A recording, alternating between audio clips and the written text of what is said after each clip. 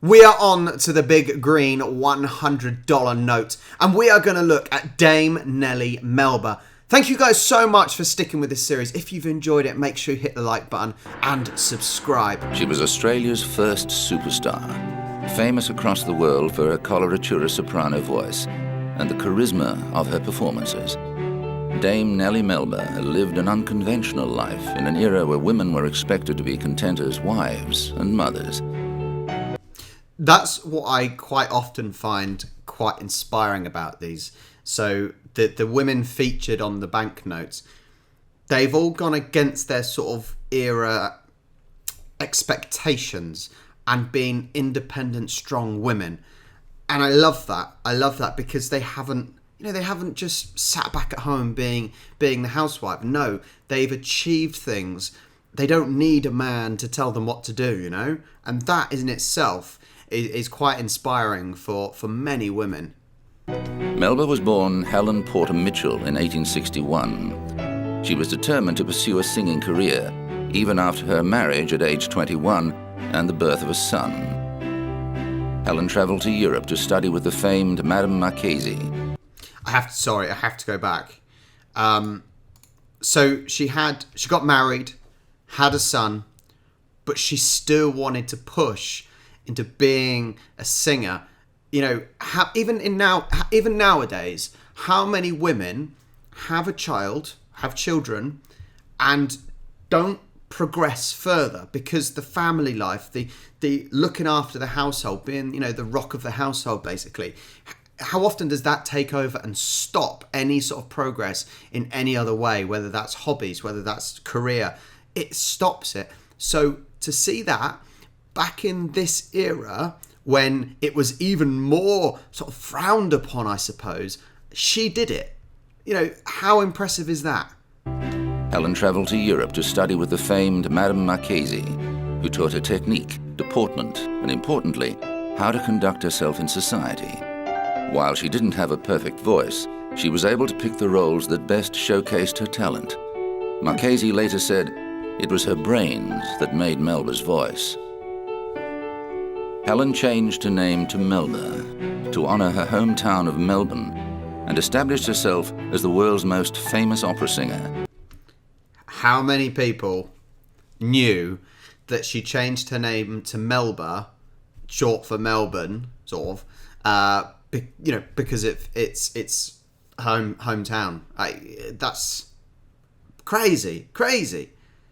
It's like me changing my last name to Winch, because my hometown's Winchester. That's weird, isn't it? She was particularly renowned for classics such as Home Sweet Home, and swiftly became a fixture at London's Covent Garden Opera House.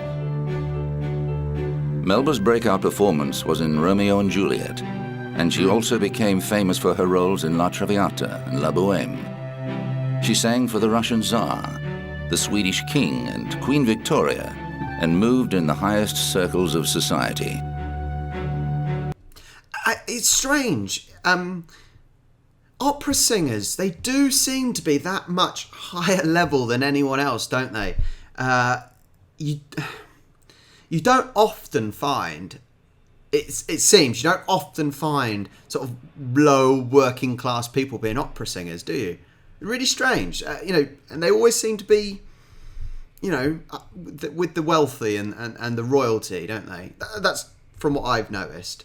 Her husband Charles came to Europe with her, but the marriage was over. He chose to ignore her discreet affairs until she fell passionately in love with the Duke of Orleans, whereupon he filed for divorce. Melba realized the scandal could derail her career, and she broke off the affair. The divorce went through 10 years later, but Melba never remarried. What a great inclusion to this.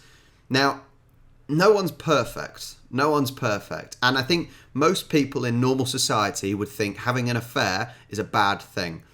So, and actually I love that they've just showcased that actually she had an affair, and she knew it would ruin her career if it possibly came out. I'm glad they threw that in.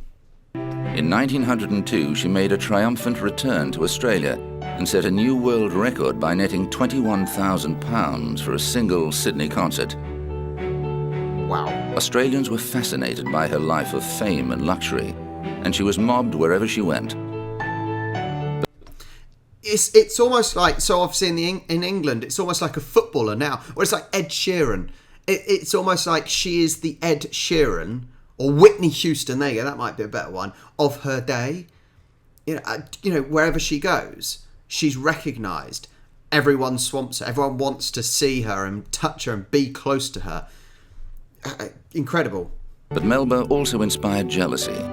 Malicious rumours that she had a fondness for the bottle and treated fellow performers in a mean-spirited way plagued her throughout her life. I know I'm stopping and starting a lot, but there's so many different points. What is it? That tall poppy syndrome, isn't it? Where, you know, where someone's been successful and you almost wish that you were that successful, so you want to put them down. You get that everywhere, don't you? You get that in all walks of life. When someone is so successful, you'll always get people trying to knock them down. The singer rose above these allegations, and her star continued to climb as she reached her 40s. In 1918, she was made a Dame of the British Empire. Melba was one of the first artists to make gramophone recordings and established a signature pink record label.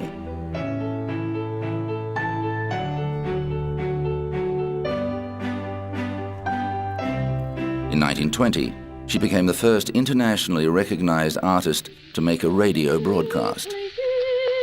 Melba began a series of farewell performances in 1924, but it was another 4 years before her career was officially over.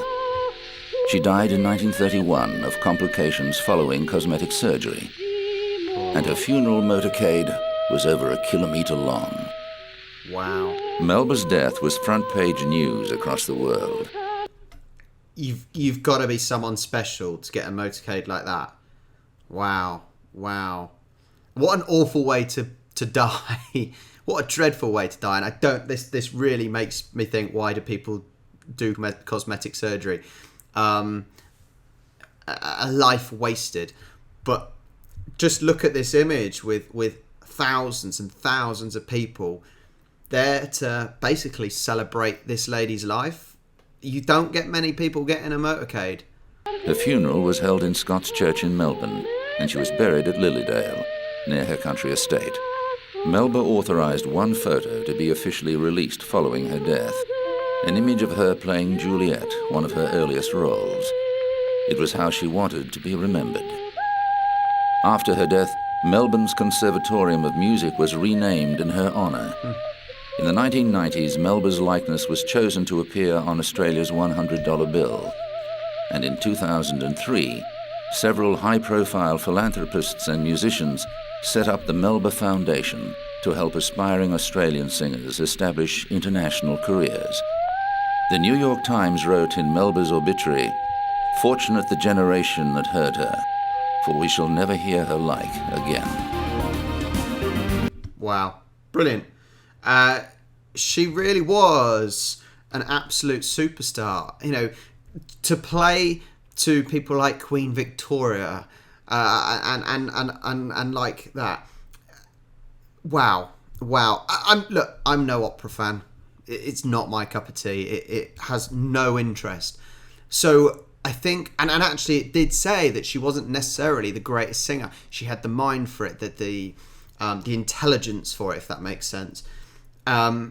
So that's impressive, you know. And to become basically a global superstar, she must have been global if she's, you know, the Russian Tsar. Was it the Russian Tsar, I think, and Queen Victoria, and she must have been a global star, and especially in that day and age.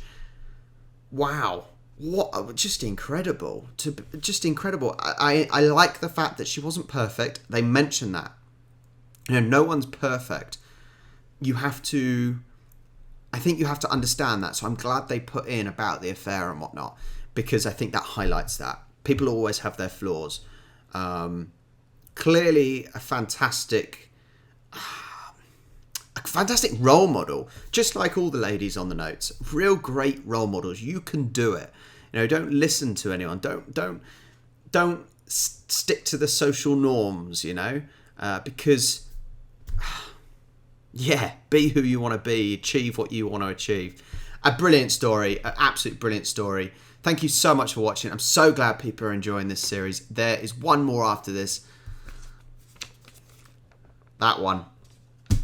Make sure you like, subscribe, share these videos if you like, especially this series. Share the playlist. It's in a playlist, Australian dollar playlist. Check any out that you haven't seen already. Thank you so much for watching, and I'll catch you next time.